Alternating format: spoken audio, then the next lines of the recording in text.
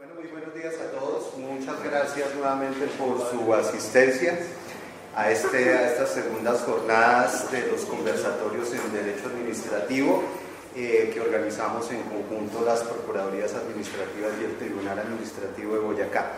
Es para mí, pues, digamos, un gusto enorme hacerle la presentación al doctor Fabio sobre este tema relacionado con los delitos atípicos. En la teoría de Manuel Atienza es un tema, pues, digamos, en el cual yo me considero bastante neófito, entonces pues estaremos todos bastante prestos a escucharlo y sobre todo a aprender y por supuesto a escuchar todos sus comentarios. Nuevamente muchas gracias y nuevamente bienvenidas las invitaciones para futuras charlas. Como lo dijo el doctor Fabio hace 15 días, las personas que estén interesadas en participar en estas charlas, pues digamos, bienvenido sea. La logística, digamos, pues acá ha sido muy bien organizada por parte del tribunal, entonces pues bienvenido, que así sea. Doctor Fabio, muchas gracias por su atención y bienvenido. Bueno, muchas gracias, muy buenos días. Un gusto estar aquí con ustedes en estas segundas jornadas de conversatorio sobre temas de derecho administrativo que estamos organizando con las Procuradurías Judiciales Administrativas. Para el día de hoy quiero presentarles un tema un tanto, digamos, novedoso o extraño en su presentación. Se trata de un libro de Manuel Atienza y de Juan Ruiz Manero. Son dos filósofos españoles que hablan mucho sobre argumentación jurídica, y el libro se llama Ilícitos Atípicos. Cuando tuve acceso al libro, o al título mejor, pues sonaba como a derecho penal, entonces pues no me llamó la atención. Tuve la oportunidad después de tener unas presencias justamente con los autores en una oportunidad que estuve en España, en la Universidad de Alicante, y me llevó una sorpresa grande, y por lo tanto entonces decidí adquirirlo y estudiarlo, porque se tratan de temas que siempre me han apasionado, de instituciones jurídicas que siempre me llamaron la atención desde que estaba en la universidad. Entonces decidí examinarlo a profundidad. Y en ese libro de ilícitos atípicos, que además recomiendo, de Editorial Trota, hace referencia a uno de los ilícitos atípicos como la desviación de poder. La desviación de poder es una de las formas de ilícito atípico. Entonces el autor o los autores quieren hacer como una presentación distinta de la figura, desde una perspectiva más ya de la teoría general del derecho. Así que no vamos a abordar líneas jurisprudenciales, ni lo que ha opinado la doctrina tradicional del derecho administrativo, sino una propuesta de dos filósofos, de dos expertos en argumentación, sobre un tema netamente administrativo, ¿no? Y pues hacen una propuesta de definición y, digamos, de caracterización de la desviación de poder, un tanto novedosa, un tanto objetiva. Es tradicional decir que la desviación de poder, uno de los elementos que lo caracterizan a nivel de la jurisprudencia y la doctrina nacional, es el elemento subjetivo, pero quiere el autor eliminar subjetividades en ciertas instituciones para presentarlo de una manera más objetiva. Entonces, la desviación como ilícito atípico. Lo primero que pienso importante para introducir a este tema, y el autor lo considera así, es que hay que considerar que estamos en presencia de un nuevo paradigma constitucional, y ese paradigma constitucional sin duda cambia las cosas. ¿Cómo se venía estudiando este asunto? La desviación de poder es una institución antigua. Pero el autor se pregunta, bueno, ¿tenemos un nuevo paradigma constitucional y las cosas siguen igual? ¿O podrán cambiar? Y el paradigma constitucional que surge después de la posguerra, o de la segunda posguerra, es el tránsito formal de derecho, o el tránsito del Estado legal o el Estado formal de derecho, a un Estado constitucional de derecho. Y ese tránsito implica muchas cosas y unos cambios sustanciales en muchos temas, particularmente en el tema de los derechos fundamentales. Por eso es clave tener en cuenta que al momento de abordar la teoría de los ilícitos atípicos es importante considerar que estamos ante un nuevo paradigma constitucional, un nuevo paradigma que implica la relevancia de los principios jurídicos y de sus instituciones. Hoy en día, pues, ya no hablamos solamente de unas normas señaladas en la ley, unas reglas, sino también estamos ahora hablando en el lenguaje común de todos nosotros, en nuestras providencias, en nuestros despachos, en nuestros conceptos de principios. Y los principios precisamente se derivan del nuevo paradigma constitucional. Ahora los principios jurídicos dominan como la escena, tanto en la argumentación como a la hora de aplicar el derecho en los casos particulares. Y por lo tanto, si estamos hablando de un nuevo paradigma y de un lenguaje típico de principios jurídicos, pues el modelo del juez va a ser distinto. Ya no va a ser ese juez anterior a la Constitución, pegado a la norma, pegado al inciso, pegado al parágrafo, esclavo del articulito, y tenemos ahora la exigencia de un juez con ciertas capacidades, o con la exigencia de tener ciertas capacidades, y no solamente juez experto en el conocimiento de una rama del derecho. Un juez técnico ya no es suficiente, sino un juez que tenga una capacidad de detectar y reaccionar frente a los ilícitos atípicos. Es decir, aquel juez que tenga los ojos bien abiertos y que sea capaz de, al momento de aplicar el derecho, de determinar en este caso o en esta regla existe un ilícito atípico. Y esa capacidad le sirva para reaccionar frente a ciertas cosas o a ciertas situaciones que se están presentando en nuestras realidades cotidianas al momento de resolver un caso o de dar un concepto.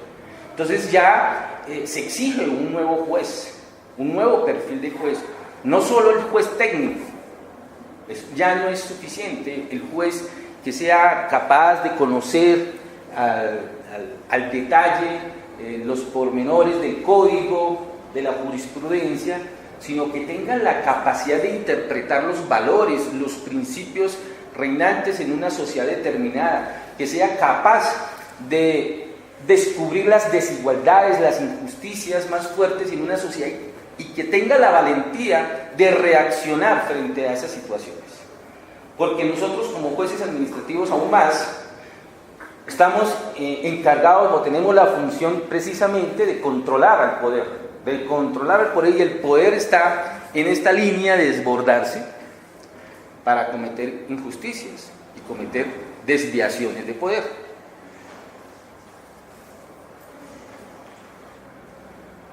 El propósito fundamental que nos exponen los autores es precisamente elaborar un tipo ideal de la desviación de poder como técnica de control de la discrecionalidad. Ese es el propósito del libro. Bueno, de uno de sus capítulos más importantes. Vamos a ver que en el libro se abordan 3 ilícitos atípicos. Uno de ellos es la desviación de poder. Y el propósito del libro es precisamente elaborar un tipo ideal. Y además de eso, con una concepción absolutamente objetiva para, digamos, exterminar o extirpar o hacer desaparecer todos esos elementos subjetivos que se encuentran presentes en muchas de nuestras instituciones jurídicas. ¿Por qué es importante considerar una teoría de los ilícitos atípicos? Entonces, los autores presentan, digamos, este panorama. Ahora bien, como quiera que estamos en un nuevo paradigma constitucional y hemos hablado de principios, es importante considerar entonces o abordar de manera, digamos, sucinta, ya hacemos referencia a las reglas y principios, cómo las, digamos, las clasificamos o cómo las definimos o cómo abordamos estos temas. Entonces los autores parten de la siguiente premisa: hay reglas, y hay reglas en el ordenamiento jurídico, pero las reglas son de distinta naturaleza. Hay muchas reglas que son esas típicas reglas de acción, que son las que, digamos, que prescriben una conducta determinada y pretenden regular la conducta de las personas. Son pautas específicas de conductas. Entonces son reglas que establecen mandatos, y los mandatos pueden ser obligaciones, prohibiciones y también permisiones. Esas reglas son reglas de acción y pretenden regular la conducta de sus destinatarios, excluyendo su propia deliberación como base para la determinación de la conducta a seguir, y eso es absolutamente clave. El destinatario es sujeto de la norma y no puede deliberar si la aplico de esta manera o la aplico de aquella. No, si usted cometió esta falta, si usted desbordó esta prohibición, pues no podrá luego deliberar esa falta o esa norma en relación ya después cuando venga el juez y le imponga una sanción por desobedecer una prohibición o violar un mandato. Entonces estas reglas de acción son pautas específicas de conductas, mandatos o permisiones, y pretenden regular la conducta de sus destinatarios excluyendo su propia deliberación. Vamos a ver que esto es muy importante, la deliberación, para luego, digamos, hacer una distinción con otro conjunto de normas. Este tipo de reglas tienen una estructura muy tradicional que nosotros conocemos. Son estructuras muy simples. Entonces, tenemos en este tipo de reglas un antecedente, que son las condiciones de aplicación, y es un conjunto cerrado de propiedades. Digamos que en cada una de ese tipo de reglas se describen unas conductas con unas propiedades muy cerradas. Esos son los antecedentes de esa norma, es decir, de una regla de acción. Y en su estructura además tiene un consecuente, que es una solución normativa y que puede ser una acción con calificación deóntica. Es decir, ¿qué es eso de acción con calificación deóntica? Que como la persona o cualquier destinatario de la norma infringió un mandato, es decir, se adecuó a este conjunto cerrado de propiedades que habla del antecedente de esa regla de acción, al haber cometido o al haber hecho una conducta que se encaja en ese tipo de antecedentes, entonces el ordenamiento jurídico establece un consecuente, es decir, una solución normativa. Y esta solución normativa puede ser a su vez otra acción. Y la acción, esa acción sí es una calificación deóntica, que significa entonces una acción que es obligatoria de hacerla, ¿sí? O obligatoria porque se trata de una sanción o de una autorización, ¿sí? Entonces esa es la estructura típica de este tipo de reglas de fin: antecedente y consecuente. Eso lo vemos siempre en nuestras reglas de acción. Vamos a ver cuáles son esas típicas reglas de acción. Y la verdad, esto es muy sencillo. Digamos que esta presentación teórica de pronto es algo gaseoso, pero ya después uno le va agarrando el hilo. Entonces eso son las reglas de acción. Sí, eso es una regla de acción. ¿Por qué? Porque tiene un antecedente y un consecuente. Y el antecedente es un conjunto cerrado de propiedades es una descripción cerrada que tiene una consecuencia. En cambio, también en el tema de reglas tenemos, además de las reglas de acción, reglas de fin, ¿sí? Y que la estructura cambia, y cambia sustancialmente. Entonces hay normitas que están redactadas de cierta manera y que en su antecedente no está considerado de la misma manera ni su consecuente. Entonces, en las reglas de fin, el consecuente es un fin u objetivo cerrado. Ahorita vamos a considerar un ejemplo. Entonces, esta regla de fin tiene un fin preciso, un objetivo absolutamente cerrado. Y se establece entonces el deber o la permisión, no de realizar una determinada acción, sino de dar lugar a cierto estado de cosas, es decir, lograr ese fin, lograr ese objetivo. Y entonces aquí se establece una serie de medios, una serie de facultades discrecionales. Un ejemplo de estas reglas de fin podría ser esta norma, está muy pequeñita, pero ahí se la leo. El artículo 55, en nuestro ordenamiento jurídico hay reglas de fin, pero por doquier, y especialmente en los planes de desarrollo. Y esta es la ley 1753 del 2015, es la ley del Plan Nacional de Desarrollo. Y en esa ley se establecen reglas de fin, pero muchas.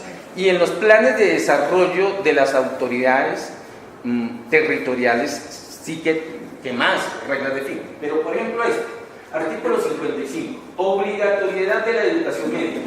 La educación media será obligatoria, para lo cual el Estado adelantará las acciones tendientes a asegurar la cobertura hasta el grado 11 en todos los establecimientos educativos. El Ministerio de Educación Nacional definirá los mecanismos para hacer exigible la atención hasta el grado 11 de manera progresiva en todos los establecimientos educativos. El Gobierno Nacional y las entidades territoriales certificadas en educación diseñarán planes para la implementación de la universalidad de la educación media de forma gradual en un plazo que no supere al año 2025 en las zonas urbanas y el 2030 para las zonas rurales.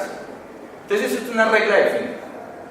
Y es un objetivo cerrado. Es que en el año 2025 vamos a tener entonces que la educación media va a ser absolutamente universal.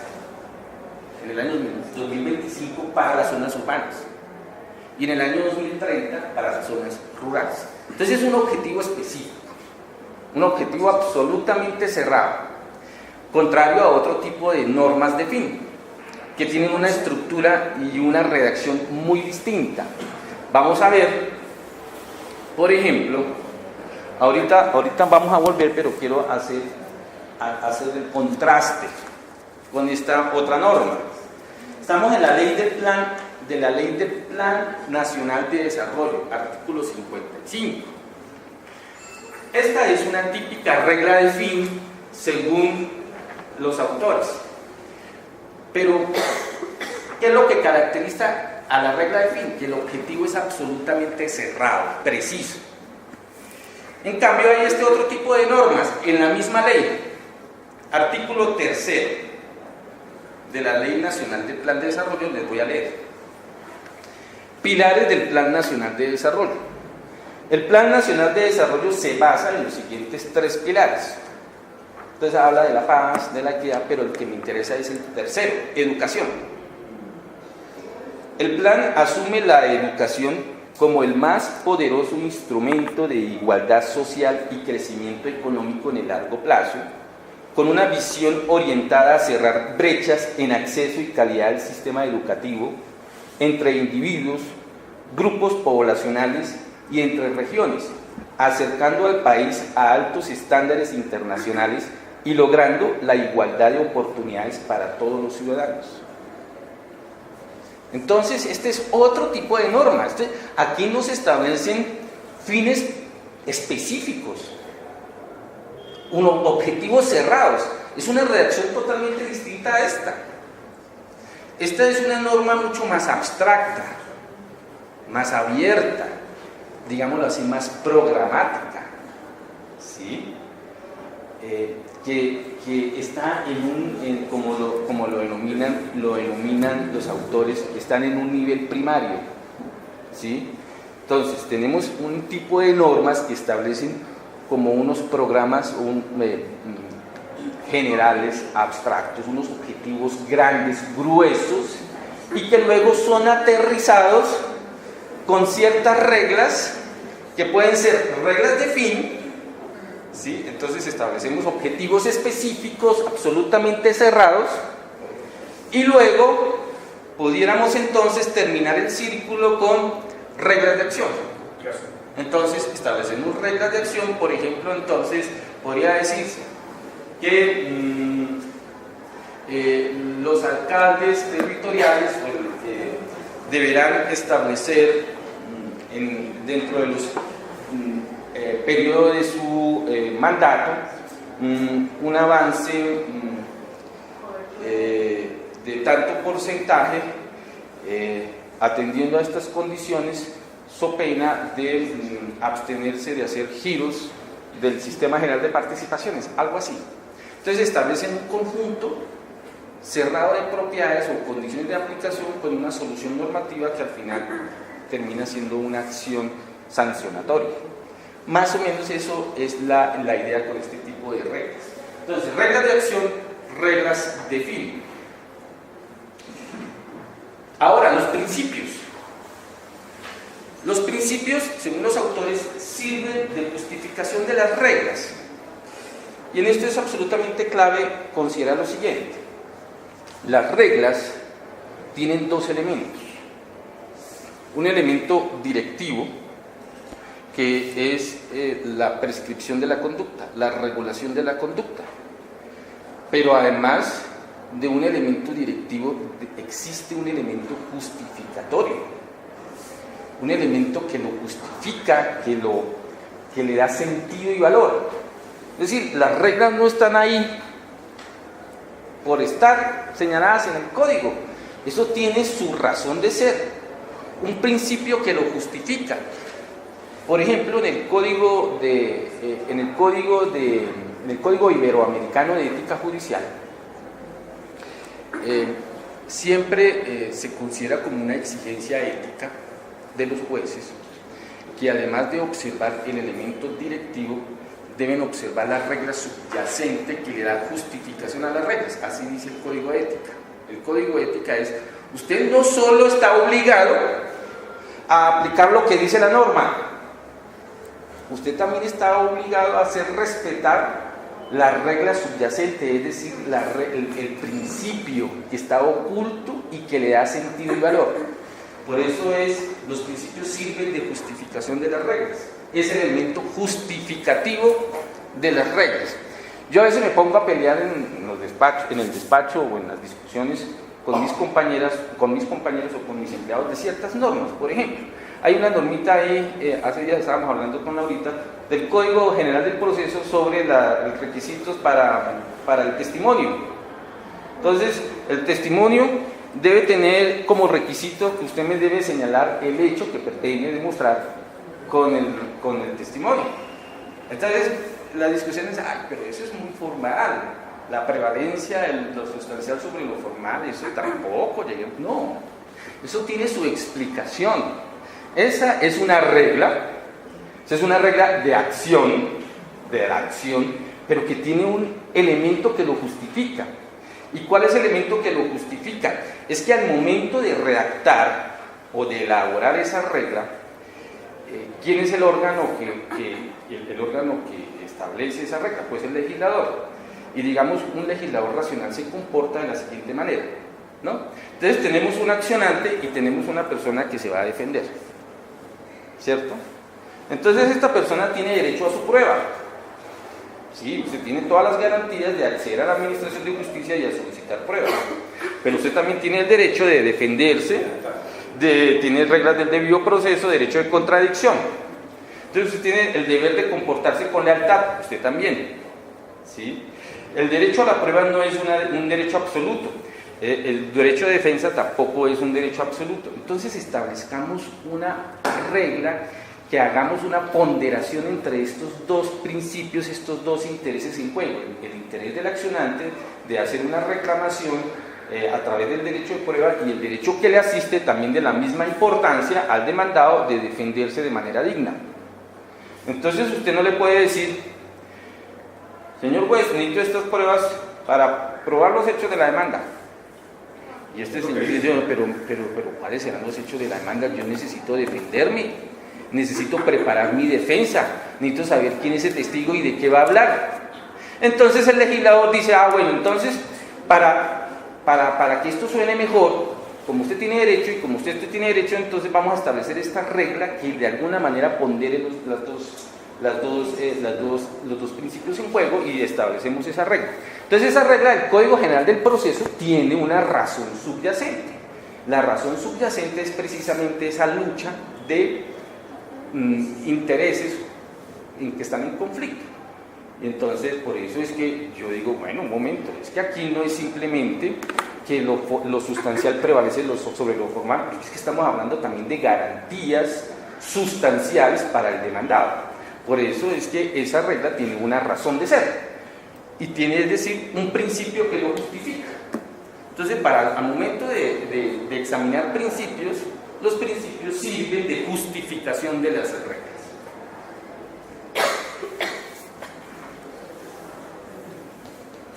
Tienen una función de regulación de la conducta del regulador y aplicador. Es decir, a ver, ¿esto qué significa? Tienen una función de regulación de la conducta,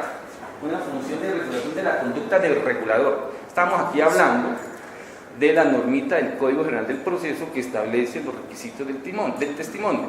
Entonces, el principio le sirve al legislador, o los principios al legislador, al momento de establecer una regla o de un órgano regulador, ¿sí?, al momento de diseñar unos reglamentos de carácter general. Entonces sirve a los órganos reguladores para establecer o diseñar ciertas reglas, pero también nos sirve a nosotros como jueces, a los órganos aplicadores. ¿En casos de qué? En casos de anomia, es decir, de lagunas, en casos de indeterminación, en casos de antinomias, en casos de insubordinación. ¿A qué me refiero con insubordinación? Que una regla desconoce una norma superior, en este caso una norma constitucional. Entonces la regla se insubordina. Entonces, en esos casos de anomia, es decir, de lagunas, de antinomias, de contradicción entre reglas, de indeterminación, esa regla está muy vaga. Entonces podemos acudir a los principios para efectos de poder establecer lo que algunas corporaciones denominan subreglas, ¿sí? Es decir, entonces en esos casos de vacíos, de antinomias, de contradicciones, de indeterminaciones, pues empiezo yo a trabajar con principios y al final, después de ese ejercicio interpretativo, produzco una subregla, que es la que me va a solucionar el caso. Por eso una de las características de los principios jurídicos, ahorita lo vamos a ver, es que no determinan directamente una solución. Los principios no solucionan nada. ¿Por qué? Porque el operador, el juez, lo que hace es establecer la subregla, y la subregla es la que soluciona el caso, luego de considerar una ponderación de principios. Entonces, en un caso particular de indeterminación, de anomia, de antinomias, de insubordinación, en esos casos pondero los principios que están en juego, hago un balance y en el caso concreto construyo una regla que es la que me va a aplicar y la que me va a solucionar el caso concreto. Por eso los principios no tienen o no determinan directamente una solución, ¿sí? Los principios tienen esta estructura típica, tienen un antecedente, pero el antecedente de los principios ya no es unas condiciones de aplicación absolutamente cerradas, no es un señalamiento de propiedades taxativas y precisas o cerradas, sino más bien meras oportunidades fácticas. Existencia de una oportunidad fáctica para aplicar el consecuente. Entonces, la oportunidad fáctica es, tenemos una antinomia, tenemos una contradicción entre este artículo del Código General del Proceso con este artículo del CEPAC, o encontramos inclusive antinomias dentro del mismo código. ¿Sí? Entonces, al encontrar esa oportunidad, la antinomia o el vacío, ¿sí? O ¿sí? La laguna, la anomia, pues entonces es la oportunidad para aplicar el consecuente. Y el consecuente, establecido en los principios, es una acción con calificación deóntica, es decir, en estos casos serían principios en sentido estricto.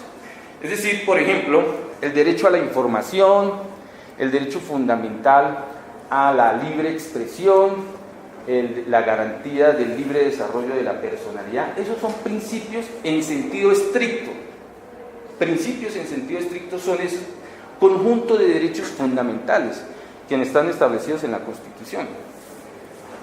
Pero además, también pueden existir otro tipo de consecuencias, y es dar lugar a un estado de cosas no cerrado o mandato de optimización. Eso se denominan directrices o normas programáticas. El artículo 3 de la Ley del Plan Nacional de Desarrollo es un típico principio que establece una norma programática, ¿sí? Porque establece esos mandatos de optimización. Y luego ya al momento de hacer lo que veníamos comentando, al momento de aterrizar más, pues ahí sí establecen reglas de fines. Pero así como está redactada esta norma, el artículo 3 del Plan Nacional de Desarrollo en el tema referente a educación, ese es un principio. ¿Por qué? Porque establece un estado de cosas. El estado de cosas es que acercar al país a los altos estándares internacionales, logrando la igualdad de oportunidades para todos los ciudadanos, cerrar brechas en acceso y calidad del sistema educativo. Son objetivos que no son cerrados, no son precisos, pero más bien sí son mandatos de optimización, son normas programáticas. Esa es la estructura básica de un principio. Y esos principios sí permiten la deliberación. Por eso es que al momento de establecer los planes de acción, pues el operador de la norma de este tipo, pues entonces vamos a hacer deliberación, vamos a hacer socialización, vamos a hacer consultas a la ciudadanía, a las juntas de acción comunal, etcétera, sobre la forma de aplicar o de llevar a cabo un programa para materializar estos fines. Entonces permite la deliberación, no la excluyen, es más, se considera necesaria la deliberación. De esta manera distinguimos reglas y principios. Pero dirán ustedes, bueno, ¿y a cuándo vamos a llegar al tema? ¿Sí? Vamos ya llegando al tema. Entonces, es básico establecer este tipo de definiciones. ¿Qué es un ilícito? Como estos autores hablan de ilícitos atípicos, entonces, ¿qué es un ilícito? Y el ilícito es el acto contrario a una norma regulativa de mandato, o sea, el acto contrario a una regla de acción. Y ese acto contrario a una regla de acción puede darse desde dos puntos de vista. Desde dos puntos de vista. Porque la conducta activa u omisiva calificada deónticamente, es decir, es contraria a la regla, la conducta. Yo establezco, por ejemplo, y ya me voy aproximando al tema, yo establezco un tipo penal. Entonces, la injuria, o la calumnia mejor, ¿sí? Entonces, en la calumnia, ahí se establece un conjunto de conductas que son prohibidas Ahí está la calificación deóntica, que son prohibidas. ¿Sí? Al inobservarse eso, se establece un ilícito. Entonces, el ilícito puede ser en el lado del antecedente, ¿sí? Al momento de inobservarse o de violentar o de violar el conjunto de propiedades, ¿sí? Pero también puede ser ilícito por el otro lado, cuando la consecuencia es calificada deónticamente. Por ejemplo, y hay muchas normas así, especialmente en temas ambientales, ¿sí? Entonces, por ejemplo, la doctora Clara Piedad, que trabajó mucho en la Corporación Autónoma Regional de Boyacá, aquí en Colombia está permitido contaminar, ¿cierto? Está permitido contaminar. Eso es un derecho, contaminar. Todos contaminamos, ¿sí? Es un elemento necesario para nuestras vidas, inclusive para las empresas. Las empresas tienen derecho a contaminar y ciertas empresas tienen unos límites, unos topes. Entonces usted tiene derecho a contaminar, señor industria, cuando yo le doy el permiso de emisiones atmosféricas, ¿cierto? Entonces yo le doy este permiso, pero usted no puede sobrepasar de estos niveles y eso está absolutamente reglado de manera técnica. Usted no puede pasar de estos niveles de contaminación, de emisiones de gases. Cuando usted sobrepasa estos niveles, usted está cometiendo un ilícito. Por eso es por el lado de la consecuencia. Lo mismo, por ejemplo, en materia de vertimientos, ¿sí? Hay, digamos que muchas normas establecen ese tipo de ilícitos, ¿sí? Cuando se permiten ciertas actividades, por ejemplo, en este tema ambiental, que son contaminantes. Entonces se establecen unos niveles, unos topes máximos. Sobrepase esos topes máximos, eso es un ilícito. Por eso es que viene un procedimiento sancionatorio, ¿cierto? Esa es, digamos, que la explicación, que el acto contrario puede ser contrario digamos, a ese conjunto de propiedades calificadas deónticamente, pero también a las consecuencias. Entonces la consecuencia también es calificada deónticamente. A usted le es permitido llegar hasta este nivel, después de eso está prohibido. Si supera ese tope, entonces es un ilícito. Y estamos hablando de normas regulativas. Y los autores dicen, bueno, las normas regulativas son aquellas normas, como su propio nombre lo indica, que regulan la conducta de los sujetos, pero eso es distinto a normas constitutivas. Otra cosa es que un par de enamorados decidan, después de tantos años, contraer nupcias, ¿cierto? Entonces van ante un notario, pero Javier, ¿por qué mira a Laurita?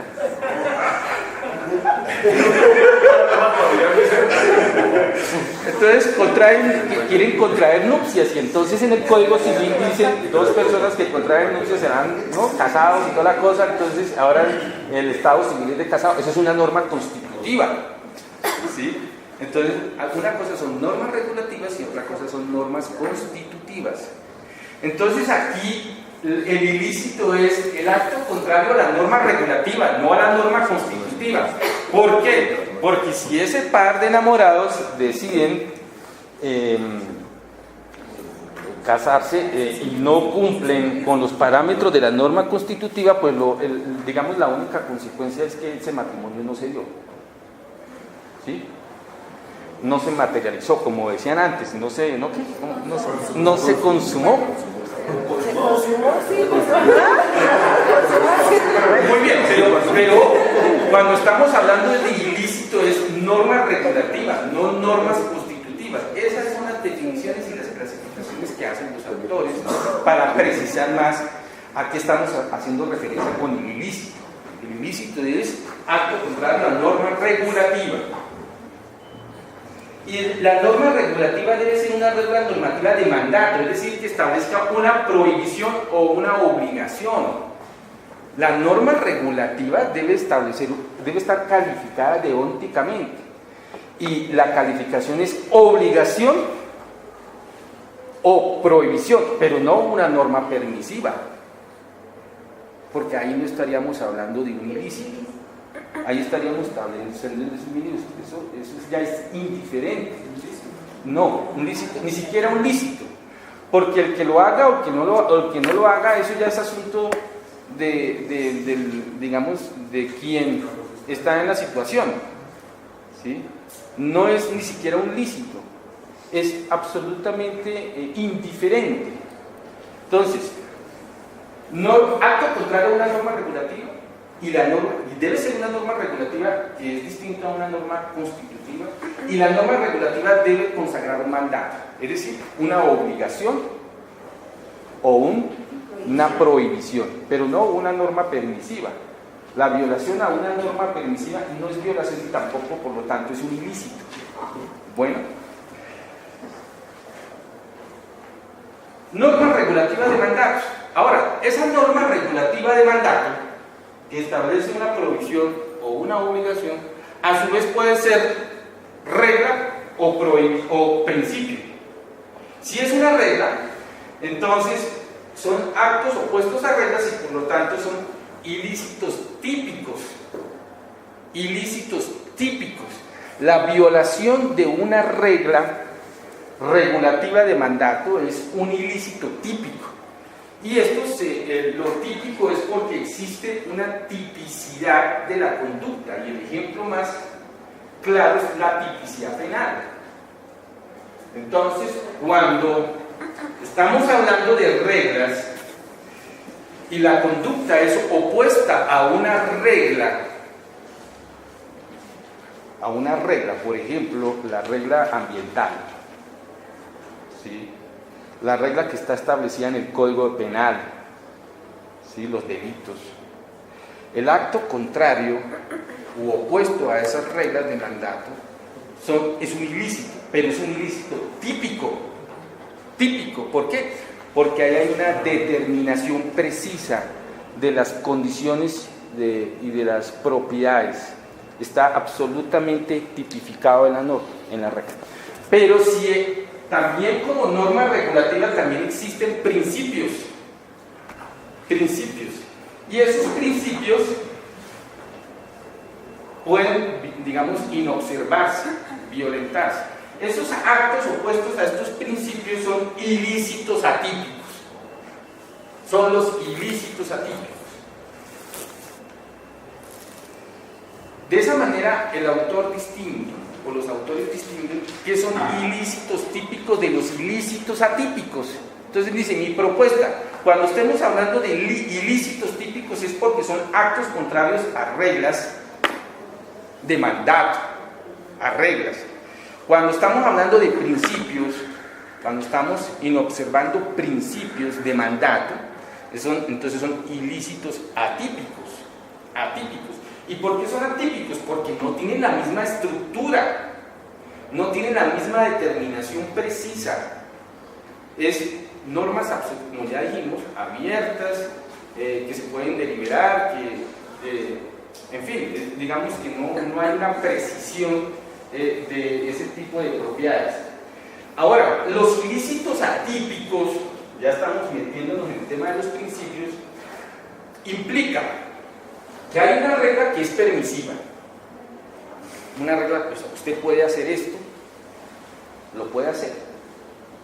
Entonces, a la hora de operar, a la hora de expedir ese acto administrativo, pues se está adecuando a una regla que es permisiva, pero que es opuesta a un principio de mandato. ¿Sí? Eso es muy importante. Entonces estamos estableciendo acá un comportamiento que se ajusta a una regla permisiva, que se ajusta al elemento directivo de la regla permisiva, pero viola o es opuesta al principio, es decir, a la razón subyacente. ¿Sí? De esa manera precisa aún más a qué hace referencia a los ilícitos atípicos. Entonces, en los ilícitos atípicos estamos en una regla ahora sí permisiva, pero usted puede hacer esto, lo hago. Pero entonces hacerlo de esa manera está violando un principio, está violando una regla subyacente, el elemento valorativo, el elemento justificatorio. ¿Sí? Y entonces, ¿cuáles son esos ilícitos atípicos? Ilícitos atípicos. ¿Cuáles serían esos ilícitos atípicos? Desviación de poder, abuso del derecho. Abuso del derecho, fraude a la ley. Esos son los tres ilícitos atípicos. Fraude de ley, abuso del derecho y desviación de poder. Y en este libro hacen esa explicación de cada uno de estas figuras.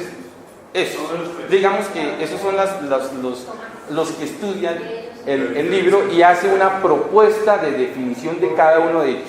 En materia civil, el incumplimiento de un contrato no podría ser un ilícito atípico. No, eso es el incumplimiento porque el contrato es una regla regulativa. Pero podría estar entre fraude a la ley, por ejemplo. Por eso, bueno, sí, correcto. Por pacto Correcto. para violar. Pero la fraude, sí, pero entonces ahí lo que opera es el fraude a la ley al momento de diseñar ese contrato, ¿sí?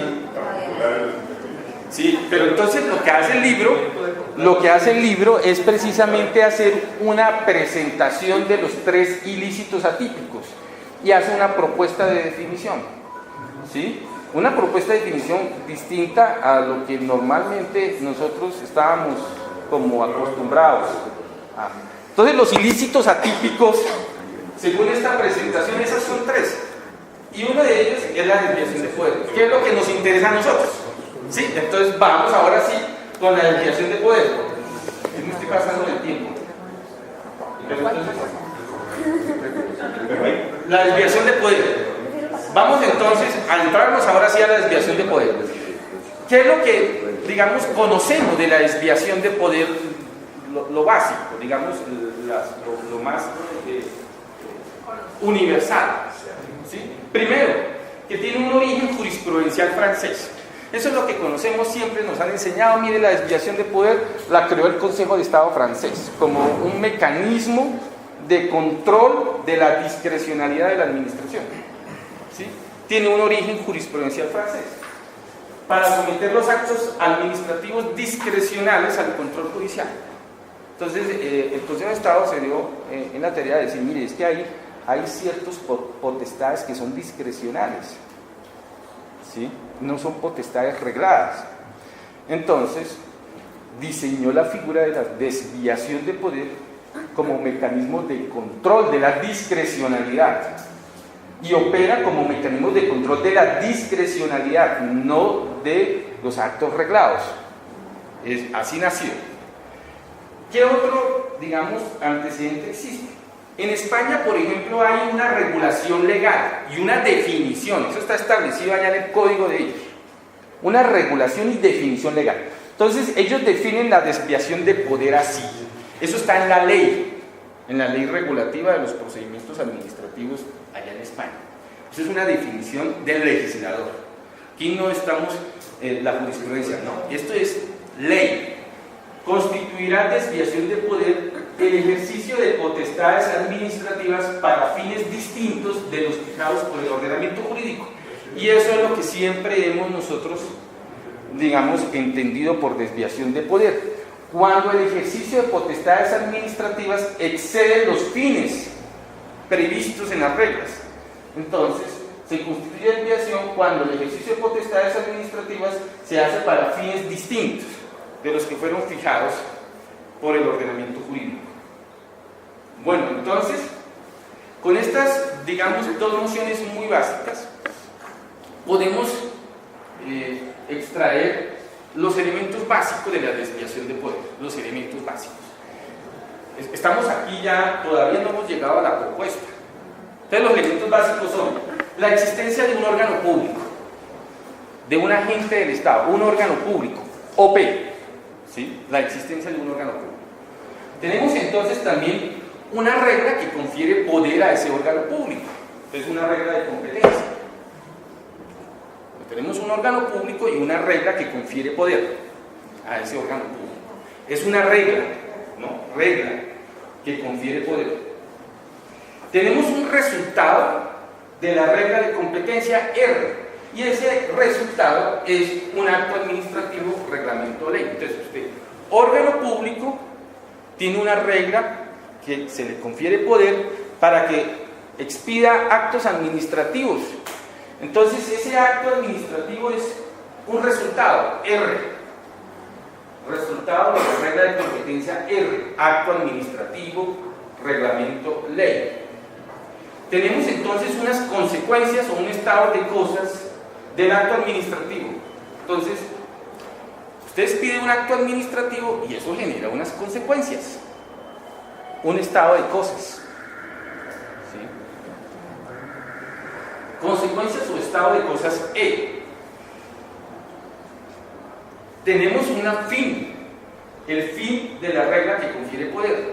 Entonces, la regla que confiere poder al órgano público tiene unos fines que pueden ser explícitos o implícitos. La mayoría de los casos son fines implícitos, ¿sí? Y entonces aquí puede construirse la desviación de poder, que es la conexidad o concordancia de la consecuencia con los fines de la regla que confiere poder. Y esos fines son los fines públicos. Entonces hablamos de desviación de poder cuando el estado de cosas del acto administrativo no es concordante con los fines de la regla que confiere poder. Digamos, esa es la presentación tradicional, la que siempre nos han hecho, pero pues para, digamos, mayor precisión y para nuestra presentación lo he establecido así, como estos elementos. Y es muy importante entonces que exista esa conexidad, este estado de cosas, el estado de cosas con los fines que está establecido en la regla, ¿sí? Esos son, digamos, los elementos básicos de la desviación de poder, así está presentada. Ahora, ¿cuál es la propuesta de definición? Los autores quieren hacer esta propuesta y la idea de esto es, vamos a ver si esto es válido, si esto es aplicable, si esto... Entonces, la acción A realizada por un órgano público en las circunstancias X supone una desviación de poder sí y solo sí, es decir, sí y solo sí es si se presentan todas, sí y solo sí. Si la acción realizada por un órgano público en las circunstancias X supone una desviación de poder sí y solo sí. Existe una regla regulativa que permite al órgano público usar la regla que confiere poder para, en las circunstancias X, realizando una acción A, producir como resultado R un acto administrativo, ¿no? Entonces, existe digamos, un conjunto de reglas que le confieren poder a un órgano público, que puede ser, por ejemplo, una autoridad de tránsito, ¿sí? Entonces, la autoridad de tránsito tiene unas reglas regulativas. Mire, usted puede hacer esto. Entonces, en circunstancias X, usted puede producir, y adelantando unas acciones A, usted puede producir un resultado que es un acto administrativo de carácter particular y concreto de acuerdo con las circunstancias X. O puede ser inclusive un acto de carácter general. Lo que pasa es que en nuestra tradición la desviación de poder siempre la hemos examinado en los actos particulares, pero también en los actos generales, y ahorita voy a exponer el ejemplo que me parece que opera conforme a la propuesta de definición de los autores. ¿Listo? Entonces, como consecuencia de R, se produce un cierto estado de cosas E, o sea, unas consecuencias.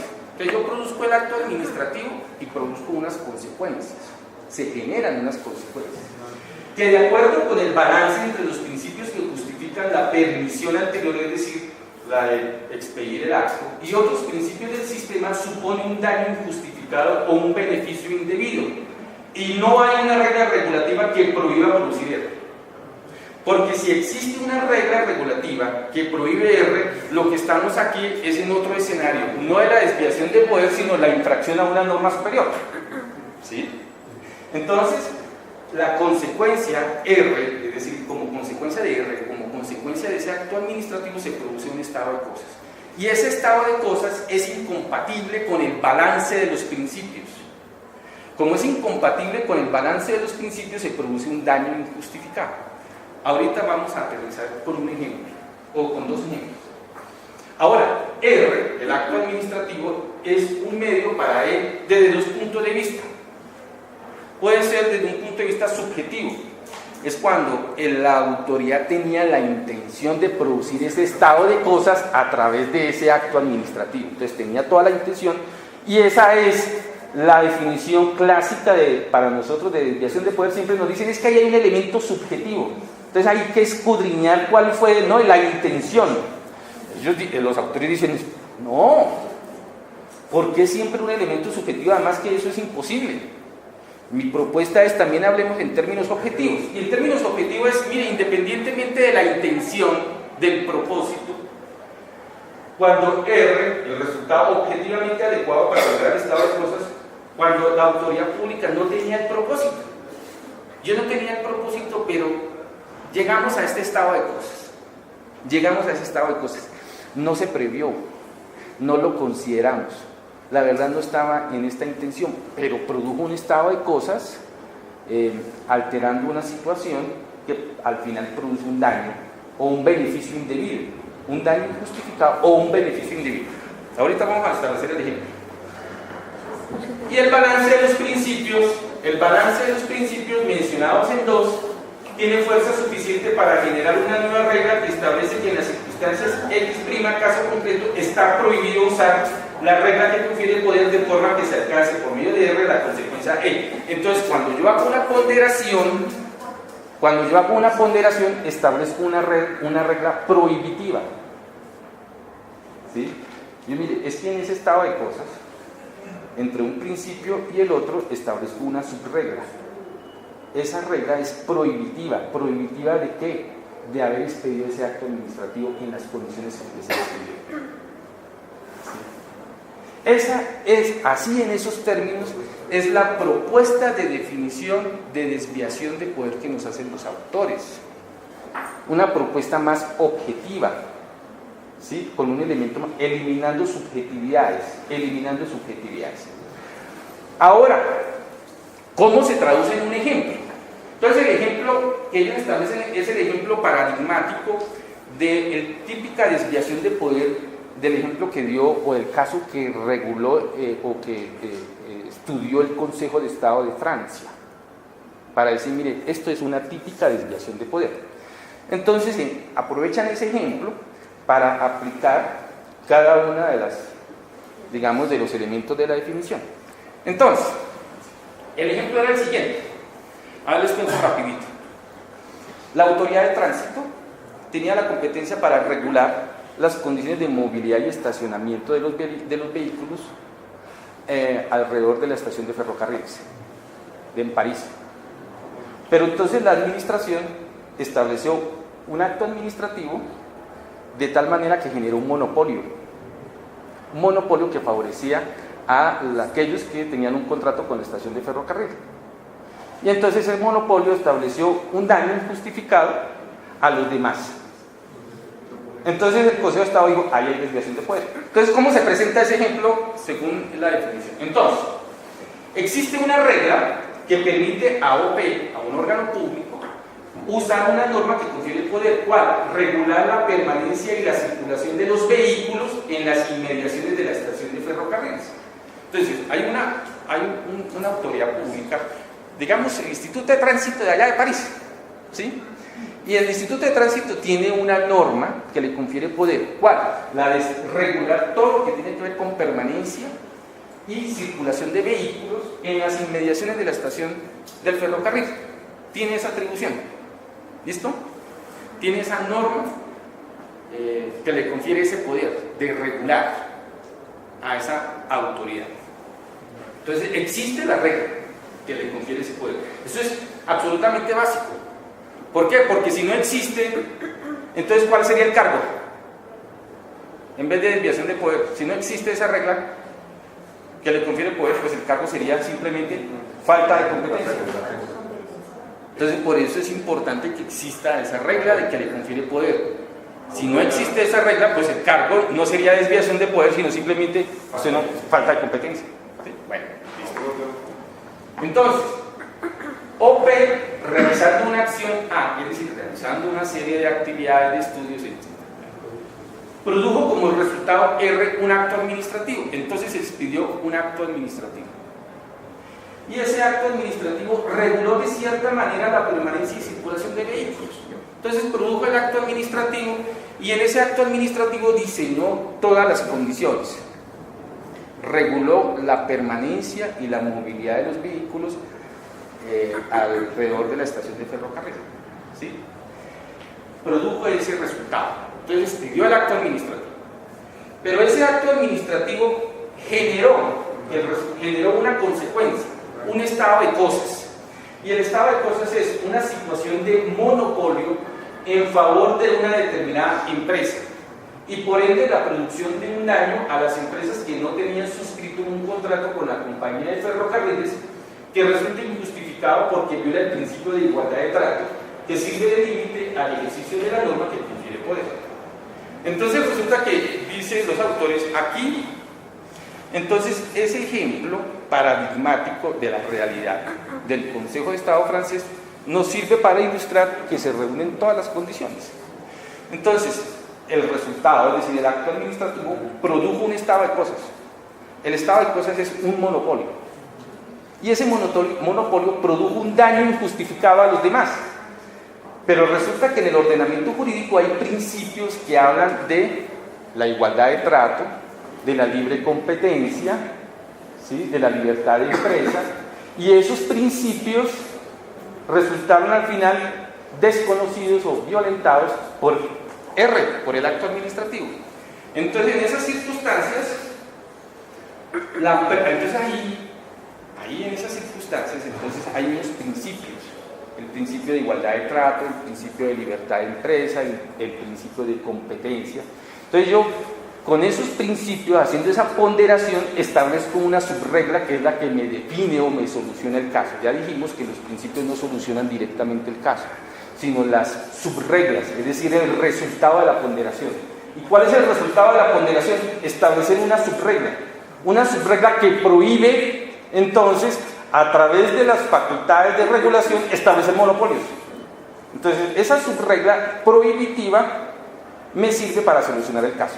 Por lo tanto, entonces, ahí considero, o ahí concluyo, que ese acto administrativo al final violentó o contradijo o desconoció esa subregla. Doctor Fabio, aquí en ese caso, ¿qué principios se están ponderando? Aquí, igualdad y libre competencia. Igualdad y libre competencia. Igualdad de trato y libre competencia. Igualdad de trato y libre competencia. ¿Sí? Porque el modelo constitucional de Francia ampara el derecho a la igualdad de trato y la libre competencia. Y entonces resulta que ese es, digamos, el ejemplo paradigmático. Pero entonces yo digo, bueno, y en Colombia, el ejemplo 2. Entonces vamos a ver si coincidimos. Vamos a ver, porque yo traje uno que nosotros hemos ya abordado, que es muy sencillo y que todos creo que lo hemos abordado, para ver si opera o no, que es el del subsidio familiar de los soldados profesionales. El subsidio familiar de los soldados profesionales. A ver si se dan los mismos requisitos. ¿Sí? Se dan los mismos requisitos. Entonces esto ya no es de los autores, ¿no? Obviamente. Entonces tenemos una regla que permite a una autoridad pública, en este caso al gobierno nacional, estamos aquí hablando ya de actos generales, ¿no? Al gobierno nacional fijar el régimen pensional y de asignación de retiro de los miembros de la fuerza pública. Esa es una regla que confiere poder. Entonces, señor gobierno nacional, usted tiene esa atribución, ese poder, esa competencia de fijar y regular el régimen pensional y asignación de retiro de los miembros de la fuerza pública.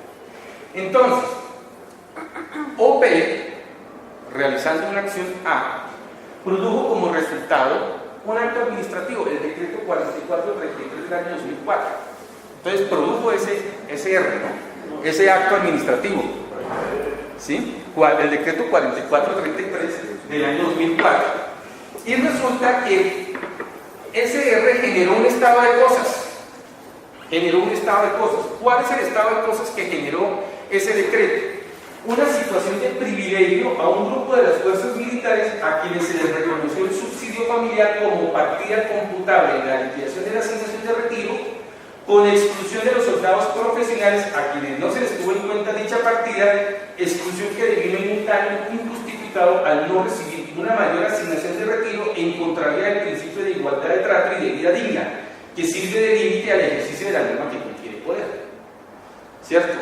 Ese decreto, en últimas, lo que generó al momento de regular el subsidio familiar como una partida computable, generó un estado de cosas. ¿Cuál es el estado de cosas? Es que ustedes, estamos en un grupo de fuerza militar, todos, pero en ese grupo de fuerzas militares hay oficiales, suboficiales y soldados profesionales.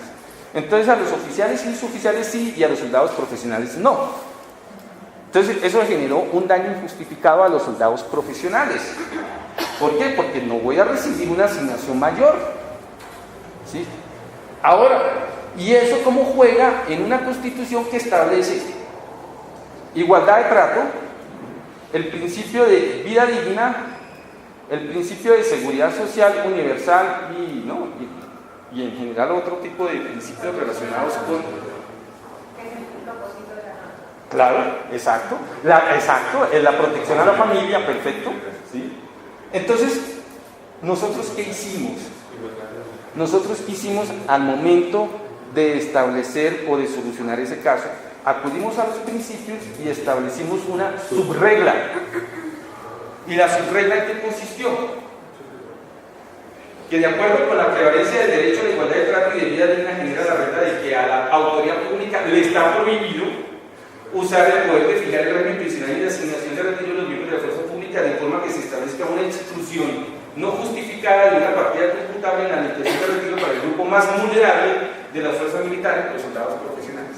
Entonces, como establezco esa subregla, entonces ese decreto es un ilícito atípico, es un ilícito porque vulneró desconoció un principio o una subregla que se origina de unos principios. Entonces, generó un ilícito atípico, es decir, una desviación de poder. Y como generó una desviación de poder, entonces, en el caso particular, no la aplico. Y aplico la subregla. La subregla es que el subsidio familiar es para todos. ¿Sí? De esta manera termino con la presentación de la desviación como ilícito atípico. Como dice allá el señor filósofo mexicano, ¿cierto? Nuestro propósito es presentar el pensamiento del autor sin hacer juicios, ni hacer tipo de juicios, porque de esto se trata, como es un conversatorio, a ver qué opinamos de esa propuesta que nos da. Ahora, el autor da otras propuestas de definición para el fraude de ley y el abuso del derecho, ¿sí? Pero pues para nuestros propósitos me parecía que lo más relevante era estudiar la desviación de poder. Con esto el autor lo que quiere o pretende es plantear un tipo ideal que opere para cualquier ordenamiento jurídico dentro de un paradigma constitucional, ¿sí? Dentro de un paradigma, o sea, esto no opera en Venezuela, dentro de un paradigma constitucional, ¿sí? En un Estado constitucional de derecho, ¿sí? Con un mecanismo absolutamente objetivo, ¿sí? Es decir, sin escudriñar intenciones ni propósitos, ¿sí? Es que yo tenía el propósito de los soldados, no, porque entonces nos tocaría a nosotros es llamar en interrogatorio aparte al presidente y en testigos al ministro no. Entonces lo que pretenden los autores es establecer una regla objetiva, o digamos un diseño objetivo, ¿sí? Para que opere en todos los casos de una manera sistemática y se le dé utilidad y efecto útil, efecto o aplicabilidad a la desviación de poder. ¿Sí? De esa manera se ejerce un control más efectivo de la discrecionalidad de la administración. Muchas gracias, ahí termino.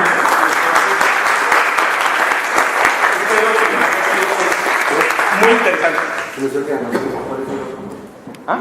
Los traía dos ejemplos, este es uno, ¿cuál es el otro? No, el ejemplo paradigmático, el de Consejo de Estado y el ejemplo, sí. El doctor deje entendido sí. los elementos, a ver si los ejemplos de vosotros pudieran... Bueno, sí, perfecto. A ver si sirven para... Sí, a ver si se podrían analizar de esa manera. Lo único que, claro, no tenemos a la mano aquí es la norma, ¿no? Pero de todas maneras, pues tiene que existir. La última, por ejemplo, donde mete lo de los soldados. ¿No? Bueno. Ahí está bien. Aquí en la conversación está bien. Pero entonces es mejor Es que es para que quede video. Entonces ahora sí, no, pero creo que sí, ¿no alcanza? Sí.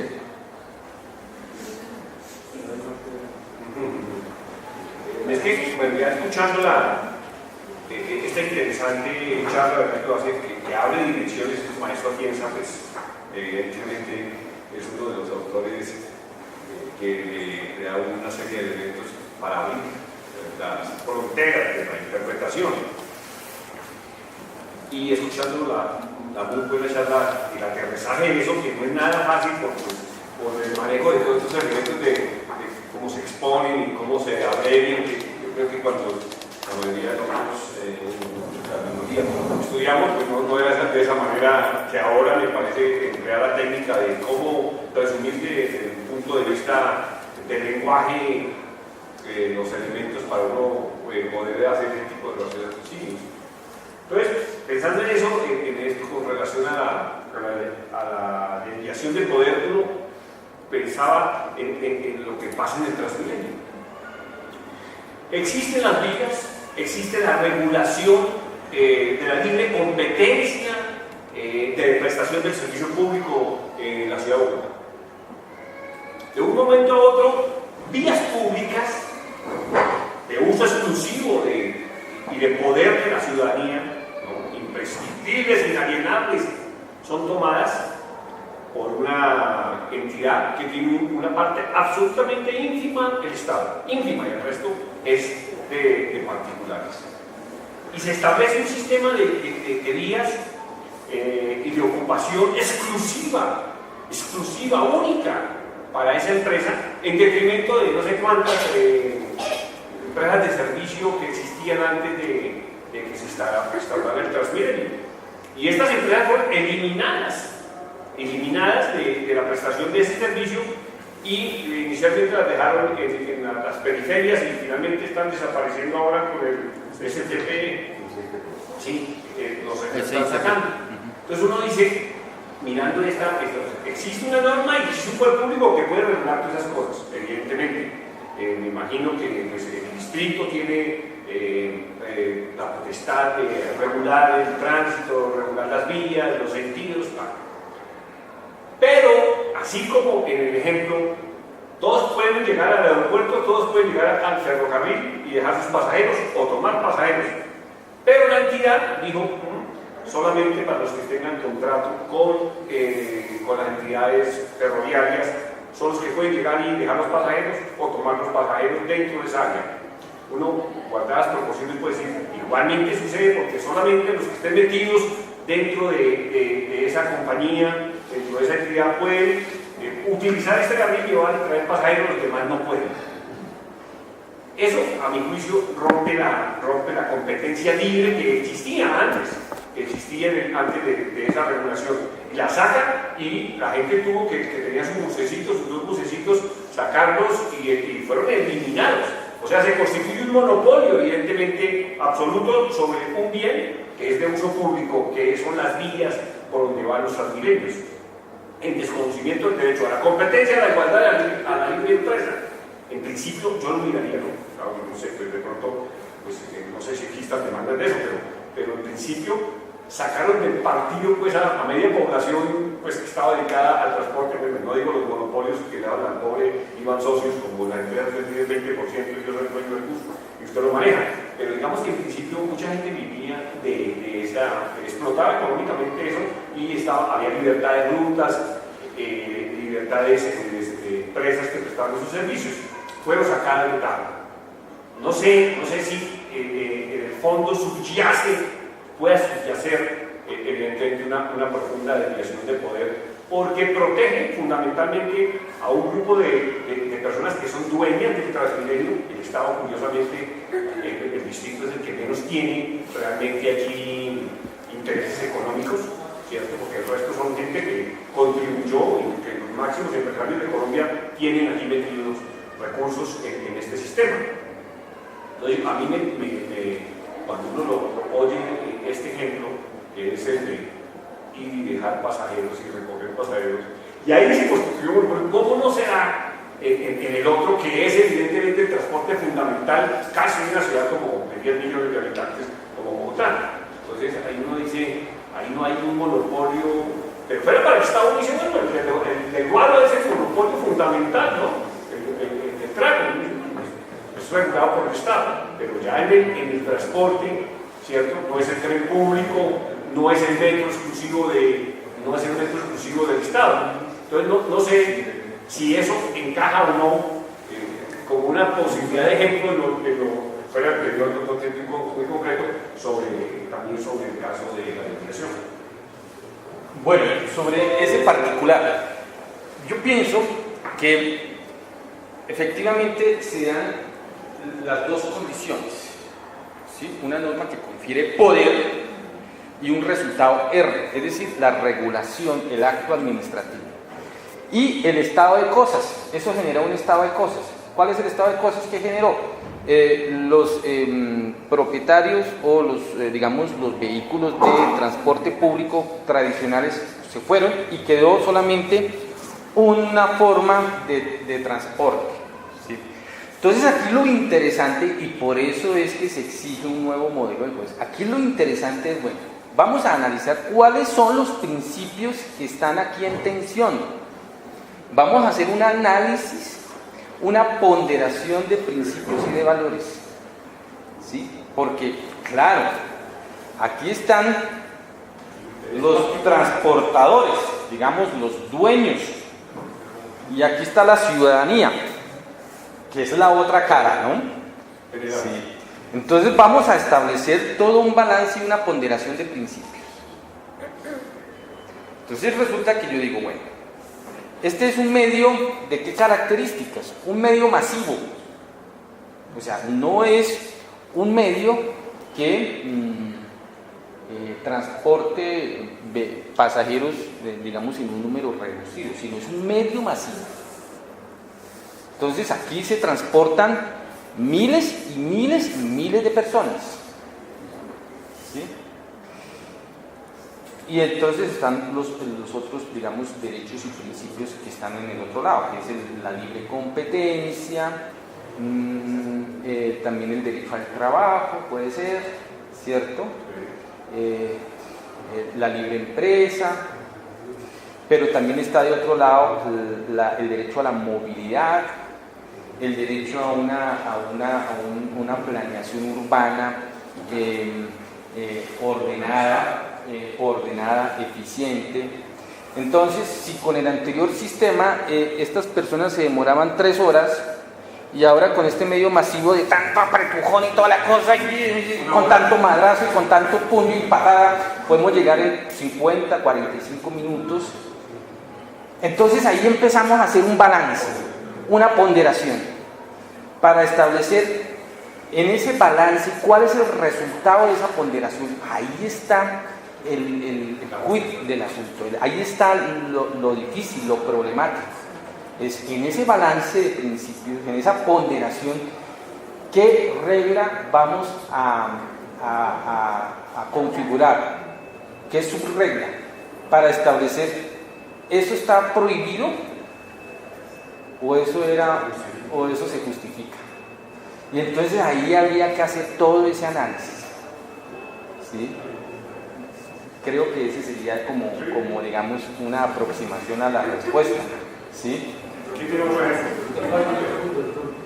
En ese punto específico Pero para que quede la grabación, que lo va a ver 40 millones de colombianos. Pues sí son así, pero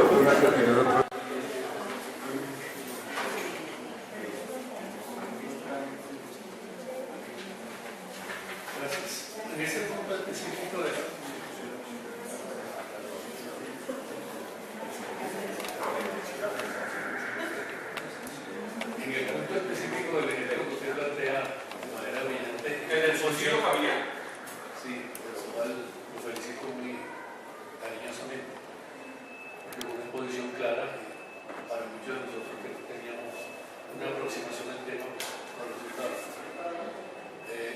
interesante y también para seguir investigando sobre este tema.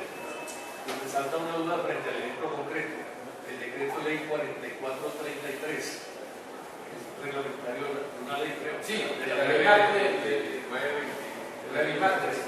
Es decir, se sabe y por aplicación práctica de nosotros en el tribunal y los jueces, cuando el juez lo aplica no acude al mecanismo de la desviación de poder, generalmente no acude, no recurre a ese mecanismo de la desviación de poder, simplemente se va al principio de igualdad y dice, el legislador desconoció la igualdad que debe existir. Entonces, piensa que sin necesidad de hacer alusión a la desviación de poder, reconoce el derecho, bajo un principio que es la igualdad. Sí, eso me di cuenta, precisamente, eso me hizo generar la siguiente conclusión. Es que nosotros creo que en nuestro trabajo cotidiano nosotros estamos llevando a cabo ese análisis y lo llevamos tal vez de pronto de una manera tal vez intuitiva, digamos que hacemos nuestros análisis, pero digamos que no tenemos claro una sistematización como una organización de estos elementos, pero lo hacemos de una manera tal vez inconsciente, pero de manera acertada. Creo que nosotros en nuestro trabajo diario llevamos a cabo este tipo de análisis, pero entonces resulta que pienso que tal vez no somos precisos en cuál es el cargo que estamos estudiando, ¿sí? Entonces no llamamos a las cosas por su nombre, y el autor lo dice, que me parece muy interesante. Dice, es que los jueces evitan hablar de desviación de poder por la carga que tiene eso, la carga en el lenguaje. Es una carga muy fuerte, porque le está diciendo desviación de poder, es decir, usted prácticamente está llevando a cabo una actividad absolutamente arbitraria, pues ahí está el dictador más violento. ¿Cuánto sería desviación de poder en una ley? Porque eso materialmente es ley. Sí, y entonces resulta que el autor dice, la desviación de poder se aplica para leyes, reglamentos y actos administrativos.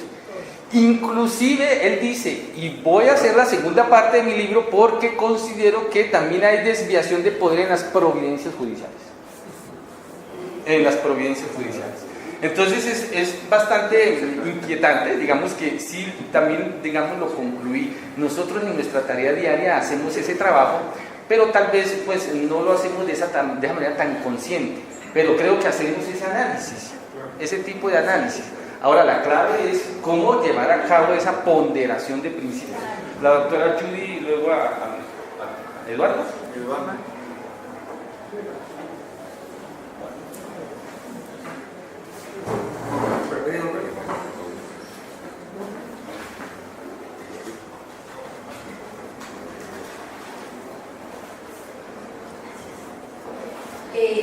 Es un comentario frente a lo que se señala en efecto de la actividad judicial cuando se soluciona casos como este del ejemplo. Estoy viendo las causales de nulidad del artículo 100, que menciona el artículo 137 de la ley 1437-2011, y allí nos señala siempre cuáles son los cargos que deben proponerse contra los actos que se deben analizar. Y a mí siempre me ha saltado la duda de por qué hacemos nosotros el análisis o la ponderación del derecho a la igualdad en casos como este de los soldados, no solo en el tema de subsidios, sino en el tema del 20%, en muchas situaciones de desigualdad que les han ocurrido a los soldados profesionales en todas estas emisiones, digamos, de normas de la fuerza pública. Los abogados en esta área, ellos no presentan cargos de falsa motivación, de infracción de las normas que debe asignar, de violación de fuero, etc. Si ellos dicen en el capítulo del concepto de la violación al debido proceso, principio de igualdad, etc., porque pues ese es el modelo que venimos manejando. Y nosotros entramos, y lo digo de una manera que atiende a lo de la práctica, uno entra en ese mismo juego. Entonces, cuando uno hace el análisis, simplemente dice sí, le vulnerar el principio de la igualdad, porque la Constitución dice que yo debo tratar a todos iguales, los soldados profesionales no son diferentes a los otros soldados, ¿por qué? Entonces, declaro la nulidad del acto. Y cuando yo me planteo en el resuelve pensando en cuál causal. Porque la ley 1437 me dice, declare la nulidad de los actos por tantos. Y digo, y nunca puedo poner cuál causal, porque no es una infracción de las normas en que debía fundarse, porque es que no es culpa de quien lo aplica, sino porque es que el decreto 4433 así lo establece. Entonces es un problema de la desviación de poder que claramente lo dice el legislador en la ley 1437. Dice cuáles son las causales: infracción de las normas, falta de competencia, expedición en forma irregular, con desconocimiento del derecho a audiencia y defensa, falsa motivación o desviación de las atribuciones propias de quien los propio. Ahí está claro. Entonces uno dice, declárese la nulidad y a título de restablecimiento del derecho, ordénese que el subsidio familiar se incluya en las partidas computables de la asignación. Pero yo nunca dije cuál fue la causal de la nulidad del acto. Y entonces la providencia queda incompleta, estoy conforme al paradigma constitucional, pero nunca dije la causal. Sí. Y eso es, a mí me llamó mucho la atención precisamente esas cositas que uno evita en nuestras providencias, decir las cosas como son. Sin miedo. Sin miedo, decir, mira, aquí hubo una desviación de poder. Es más, esta disposición del decreto 4433 del 2004 sobre exclusión de la partida del subsidio familiar, finalmente el Consejo de Estado tuvo la oportunidad de examinarla, de hacer el juicio de validez y llegó a la conclusión que efectivamente debía declararse la nulidad. Pero volvemos, ahí simplemente se dijo violación al derecho a la igualdad, violación de omisión legislativa en esto, ¿sí? Digamos que el tribunal habla de omisión legislativa. Que omitió incluir, pero de acuerdo con las técnicas, los cargos que están establecidos en la ley, dice desconocimiento de norma superior, desviación de poder, falta de competencia, tal. Pero en este caso es violación al derecho a la igualdad. ¿Sí? ¿Cierto? Entonces pareciera que la desviación de poder entonces se recoge, digamos que no tiene autonomía y está relegada, porque es preferible hablar de violación a norma superior. Pero yo pienso que en el trasfondo hay un temor de decir las cosas como son. Por la teoría que tenemos que es muy subjetiva la desviación. Claro, y también es por eso, también es porque nosotros hemos considerado que la desviación de poder lo que lo caracteriza es elemento subjetivo, es decir, la intención.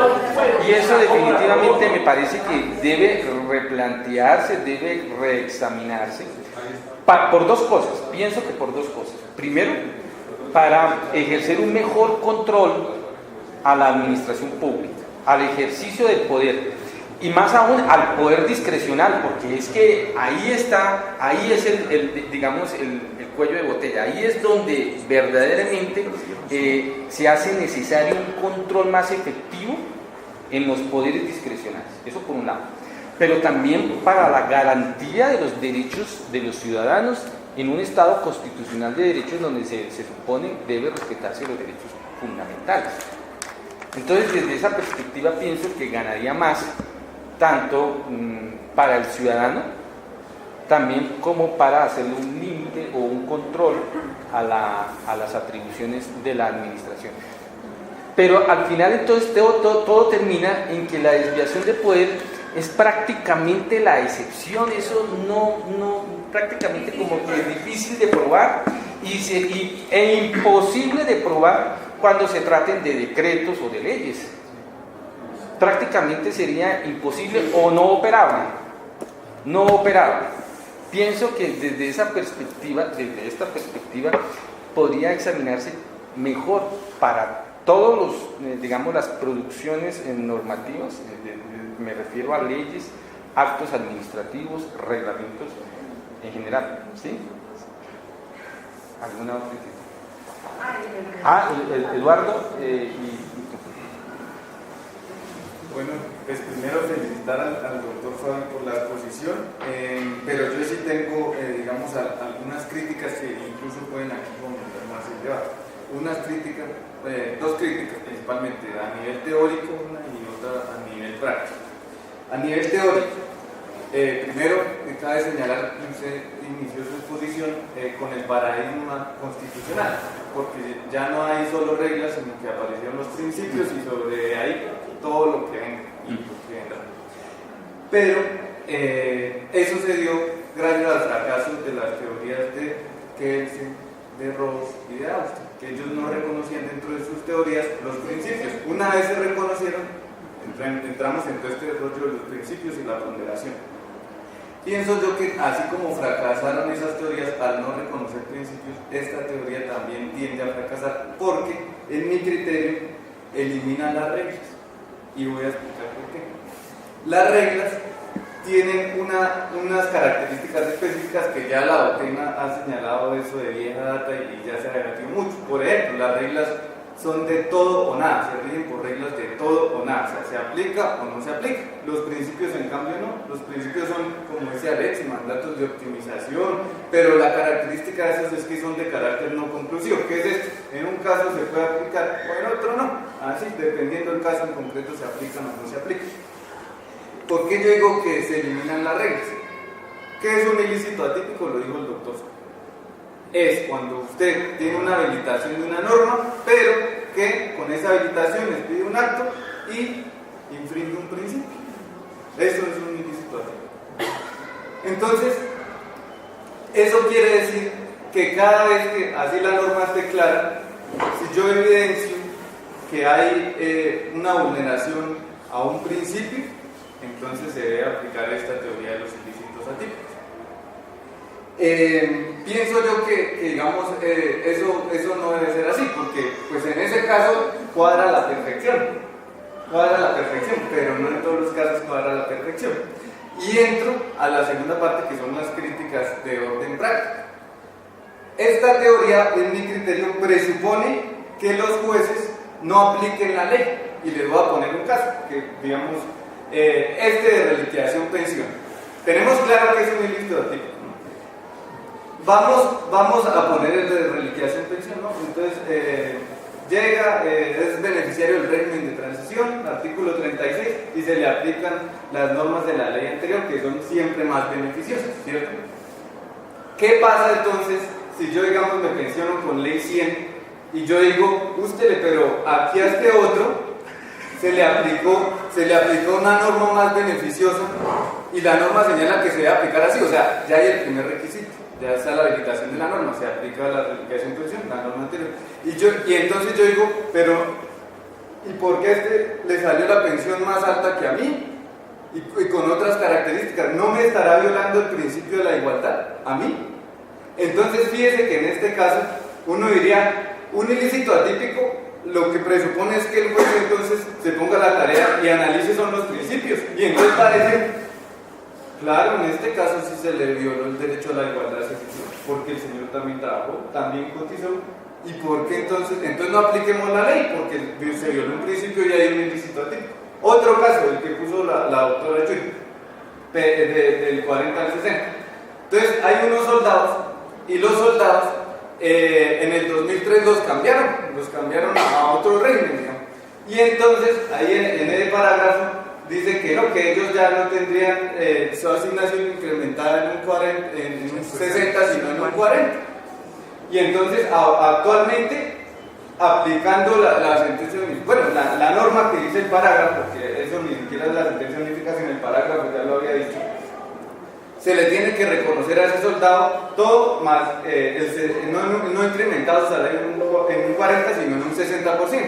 Y yo digo, ¿qué tal que llegue otro soldado de los que no se hicieron beneficiar, de los que no se pasaron o no los pasaron, y entonces el soldado llega y dice, pues macho, y entonces, ¿por qué este sí le dan el 60 y a mí el 40? ¿No me estará vulnerando eso el derecho a la igualdad? Y entonces hay una habilitación normativa que dice que así tiene que ser, que es el parágrafo del decreto de los soldados, que no me acuerdo el número, y si yo soy un juez que también está en los inicios de la exposición, que soy novedoso y entonces voy a aplicar la ilicitud atípica, entonces voy a decir, claro, la norma ya me dice que debo aplicarlo así, está en la habilitación, pero yo evidencio que si hay una vulneración, porque como un soldado se le abre el 60 y al otro, usted hace la ponderación y le garantizo con los números y con todo que le va a dar que si hay vulneración al derecho a la igualdad. Y ahí yo estoy de acuerdo con la doctora Güero. Esto cae en el método de la ponderación falla y cae en la subjetividad del juez. Entonces, de orden práctico, primero, como ya lo expliqué, presupone que el juez no aplique la ley. Con esos dos casos que expliqué. Segundo, ¿a través de qué método el juez va a determinar eso? A través de la ponderación. La ponderación tiende a fallar. La ponderación es lo que está de moda, pero tiende a fallar. ¿Por qué? Porque cae en subjetividad, porque cuando usted le va a dar el valor, el peso, la fórmula del peso a uno o a otro principio, no hay criterios, no hay ningún criterio para determinar el valor. Entonces tiende a fallar el método. Segundo problema práctico. Tercero, la no aplicación igual por parte de todos los jueces. Que eso va a pasar. Si usted aplica esto, a un juez le va a salir ganando un derecho y a otro juez le va a salir ganando otro derecho. Entonces, ¿qué vamos a hacer? Crear inseguridad jurídica. Entonces, por eso aquí expongo de manera teórica y de manera práctica por qué yo no estoy tan de acuerdo. Sí estoy de acuerdo, solo siempre y cuando, vean, por ejemplo, uno no debe leer estos libros con incienso ni nada, ni que estos tipos sean los más duros, porque no es realidad. No es realidad, todo el mundo se equivoca y son teorías y son discutibles. Por ejemplo, yo estaría de acuerdo siempre y cuando estas sus reglas que se creen con estos ilícitos atípicos, esto no es para los jueces, esto no es para generar inseguridad jurídica. Esta vaina se debe aplicar es cuando usted vea esa subregla que tiene a ser prohibitiva, en cualquier caso, entonces para que el legislador se pellizque y la ponga en la regla, porque de resto, inseguridad jurídica. ¿Alguien más? Doctor Nelson. Y terminamos, terminamos. Falta Maritza. ¿Falta quién? Maritza. Sí, la doctora Maritza.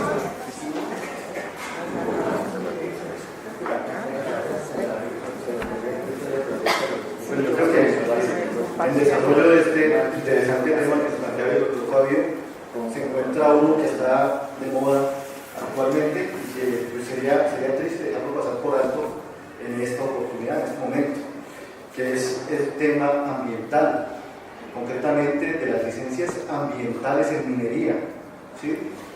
Un asunto del que los despachos judiciales, juzgados y tribunales administrativos están ahorita llenos tanto en lo que tiene que ver en acciones de unidad de establecimiento del derecho y acciones populares. Yo creo que un ejemplo nacional clásico sería el órgano público, que partiendo de lo que establece el Código Nacional de Minería, expedido por el Congreso de la República, sería el órgano público, las corporaciones autónomas regionales, que partiendo de lo que dice la ley, regulan lo que tiene que ver con la expedición de licencias ambientales. Entonces, pasa lo mismo que en el ejemplo que nos dan el tratadista en su texto y el que nos planteó el doctor Javier Pereira, en el sentido que en mi concepto se están favoreciendo a las grandes multinacionales que vienen a explotar nuestros recursos ambientales, llámese carbón, llámese oro, llámese petróleo, generándose un monopolio que riñe, que hace que exista una distorsión de derechos entre una empresa gigante con todos los recursos de los medios públicos para explotar grandes cantidades de tierra, para llevarse toneladas de recursos de nuestro territorio nacional, y aquellos pequeños empresarios, aquel campesino, aquel artesano que en su predio tiene un pequeño yacimiento de carbón, que es un caso común en nuestro departamento, en Boyacá. Entonces, habría que mirar, si bien es cierto, las multinacionales cumplen con todos los parámetros legales para ejecutar la explotación masiva de recursos naturales, cuando lo que podemos percibir nosotros es que las corporaciones autónomas como autoridades ambientales locales, están poniendo cada vez más obstáculos, ¿sí?, o trabas administrativas a aquellas personas que son menos capacitadas, que tienen menos recursos para explotar su tierra y para seguir al pie de la letra todos los requerimientos legales que tienen que ver con la protección al medio ambiente. Entonces, prefieren los jueces administrativos restringir la explotación mínima que un pequeño artesano o un campesino hace de un predio de 1 hectárea, porque así se estaría evitando contaminar un nacimiento de agua que está cerca de su predio, pero sin embargo se permite que las grandes multinacionales continúen explotando y acabando con los páramos de nuestro territorio de no 1 hectárea, sino de cientos de hectáreas, porque ellos tienen los medios de cómo estar asesorados por técnicos especialistas en evitar que se contamine, o así lo justifican en sus estudios, y de tener una defensa técnica, lógicamente, más preparada que la que tiene el artesano o el campesino que tiene una mina en Nopsa o en Nuevo Colón, un yacimiento de carbón, para que lo defienda en un estrado judicial. Por supuesto, yo creo que sería una desviación de poder favoreciendo el monopolio minero a las grandes multinacionales en perjuicio de los pequeños explotadores de carbón, oro, petróleo, etc. Bueno, creo que vamos terminando porque nos quieren estar entonces, a la doctora Marisa y culmino con unas breves reflexiones a los comentarios de Eduardo y de Nelson.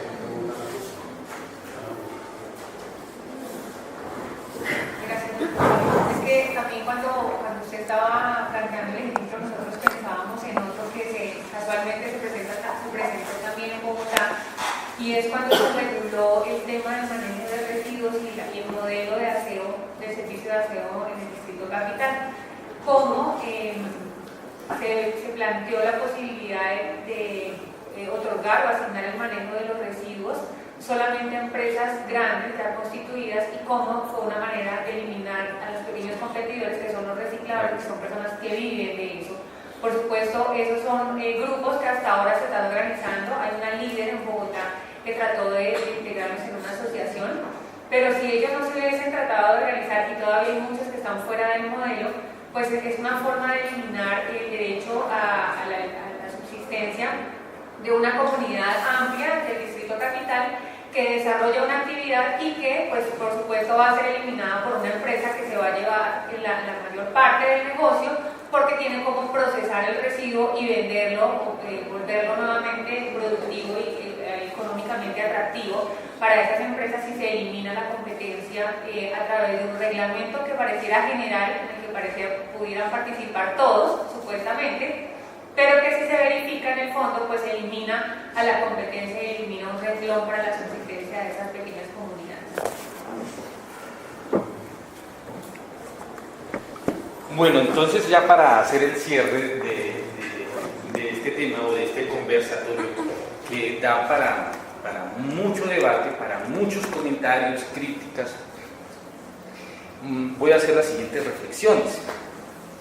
Pienso que precisamente la desviación de poder ha quedado en el desuso o no se ha aprovechado al máximo, porque siempre nos hemos quedado en esa dimensión prescriptiva de las reglas.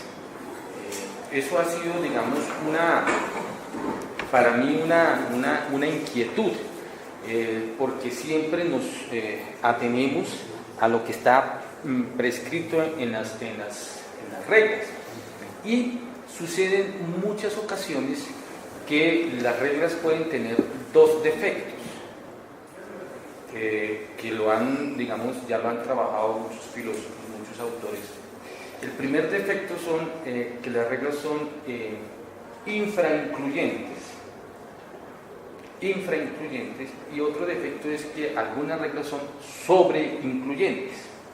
Es decir, infrainfluyentes porque atendiendo el ordenamiento jurídico, sus valores, sus principios, dejó vacíos o dejó omisiones y no reguló o no incluyó ciertos sujetos en una determinada regulación, o sobreincluyentes que no ha debido incluirlos porque no se lo merece. El ejemplo del doctor Nelson. Y creo que el juez debe tener, digamos, partir de ahí de esa consideración, debe tener la capacidad de detectar y reaccionar en esas circunstancias. ¿Por qué? Porque el juez no puede tener los ojos vendados. Pienso que el símbolo de la justicia con los ojos vendados es un equívoco. Es más, el origen del símbolo de la justicia era con los ojos bien abiertos, y solo en el antiguo régimen, es decir, anterior a la Revolución Francesa, es que le taparon los ojos. Eso no es, digamos, una expresión de toda la vida, desde los griegos. El símbolo de la justicia con los ojos vendados es moderno. Solo se dio en el momento del absolutismo europeo, de la época de los siglos XVI, XVII, precisamente porque querían cooptar a los jueces. Entonces, pongámosle las vendas para que los jueces no vean las desigualdades y las injusticias que se estaban presentando. Entonces, la venda a los ojos es una expresión moderna. Eso no es de toda la vida. El origen del símbolo de la justicia era con los ojos bien abiertos. ¿Por qué? Porque toda regla, al final, es el producto de la ponderación de principios. Toda regla. La regla que establece el legislador es la ponderación de principios, la ponderación de intereses que están en juego. Y entonces lo ideal es que la regla atienda de manera armónica a los principios que estaban en pugna o a los intereses que estaban en pugna. Pero no siempre suceden esas cosas, no siempre. ¿Por qué? Porque tenemos los ejemplos que nos habla Marisa, el ejemplo del subsidio familiar, que en esa lucha de poderes, en esa lucha de intereses, hay unos que tienen más poder económico, político que otros. Y creo que el juez de la administración debe tener esa capacidad de detectar y de reaccionar frente a esas circunstancias. Ahora, eso no significa entonces que las reglas echémoslas a la basura. Y en eso sí que a mí me parece importante considerar lo siguiente, no para personificar o personalizar este asunto, pero digamos que yo me puedo ufanar de decir que del tribunal yo soy el más formalista de todos, ¿sí? Porque yo sí hago respetar las reglas, es decir, las reglas deben respetarse, y solo debe acudirse a los principios como criterio de interpretación en ciertos determinados casos excepcionales, en esos casos de anomia, indeterminación, antinomia y subordinación, porque el mito del legislador racional es eso, un mito, es simplemente un mito. Las reglas no expresan, como decía mi maestro Carlos Gaviria, ¿no?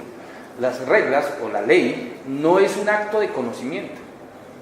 No es un acto de conocimiento. El legislador no aprobó la ley ni la regla por conocimiento, porque vamos a escudriñar la norma y vamos a expresar la mejor norma. La ley no es un acto de conocimiento, la ley es un acto de voluntad. ¿Por qué? Porque basta con simplemente hacer así y ya es ley de la República. ¿Sí? Y antes de hacer así hay unos intereses que están por detrás. ¿Sí? Hay unos intereses. Entonces, cuando el maestro nos explicaba eso en mis clases de filosofía, decía: mijito, Olvídese que la regla, ¿cuál espíritu del legislador? El legislador no tiene espíritu porque las reglas no son reglas de conocimiento, no es un acto de conocimiento, el legislador no piensa. El legislador no piensa. Eso no es un acto cognitivo, es un acto de voluntad, es un acto volitivo. Pero entonces ahí sí nos toca a nosotros, como jueces, escudriñar si en ese ejercicio hay ciertas personas o ciertos grupos que están siendo beneficiados o resultando, digamos, afectados un grupo en contra de otros. Por eso es que introduce el autor esta presentación con la exigencia de un nuevo perfil de juez, ¿sí? Y así inclusive lo destaca a través de del famoso libro blanco de la justicia en España, ¿sí? Que eso al final se recoge en el código de ética del juez iberoamericano. En el libro blanco de la justicia, digamos que este es el norte o el horizonte que tiene el Consejo General allá del Poder Judicial, es decir, el Consejo Superior de la Judicatura en España y la Escuela Judicial de allá de los españoles. Entonces ellos sacaron el libro blanco, el famoso libro blanco de la justicia. Y precisamente en ese libro blanco se estableció que el nuevo modelo de juez, el modelo de juez acorde con el paradigma constitucional, debe, entre comillas, debe estar alerta, y eso es lo importante.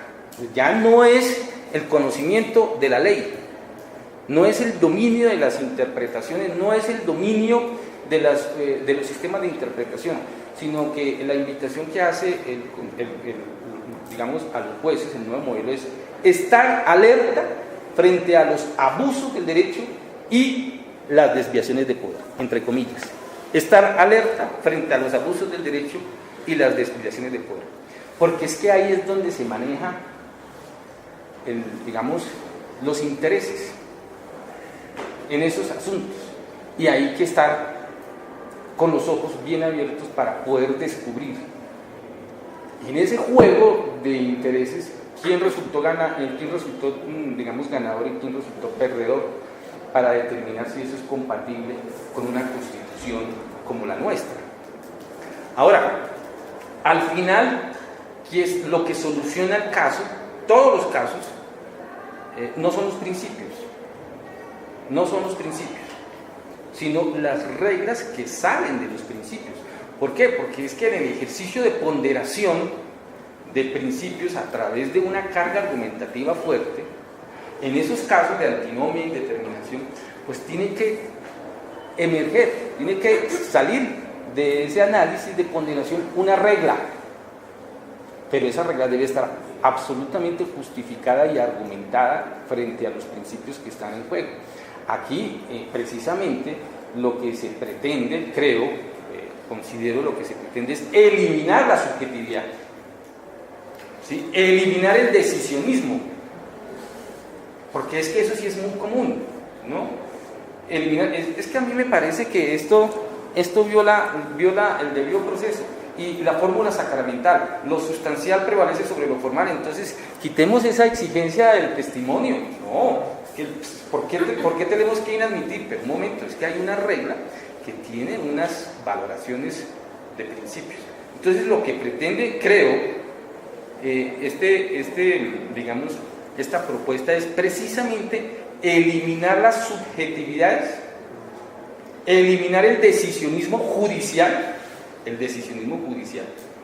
cuando a la hora de analizar estos temas, la idea es que se expresen las razones y unas buenas razones con base en estos criterios, pero también además la capacidad de detectar y de reaccionar de manera inmediata, sin tapujos y sin miedos, frente a una autoridad pública que atiende ciertos valores o ciertos grupos de presión, ¿sí?